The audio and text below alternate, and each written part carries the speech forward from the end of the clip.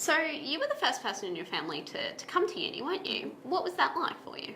I think at the beginning it was difficult when I didn't know many people around the university, mainly because you'd be talking to your family and they wouldn't really understand, how difficult it was or how much your workload actually was. So I had a lot of times where my mum would want me to come back home and visit, and I'd have to say, well, I have a lot on my plate at the moment, and it was difficult for them to get their head around how much university actually requires of you. Yeah. But I think other than that, once I built my support network, and my family got comfortable with me being away from home and understood that, uni's a full-time job when you're doing a full-time degree. It requires you every day. Yeah. Once they got their head around that, and I got my head around meeting new people and built that support, I think that it went well. Yeah.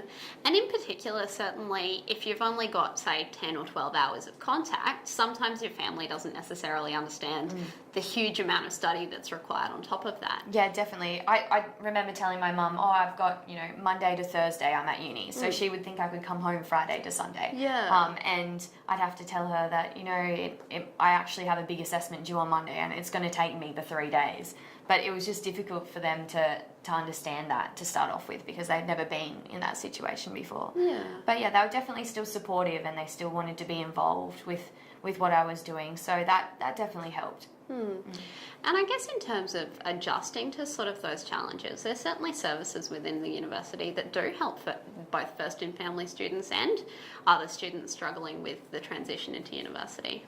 Definitely. I think student services in particular, there's services available, welfare orientated, whether that's finding a home, whether you're struggling, setting up Centrelink payments, or even counselling if you're going through a tough time, or if you're finding it hard to be away from home or moving away from your family. There's services there. Griffith has a lot of services available that you just have to ask someone and get referred onto them.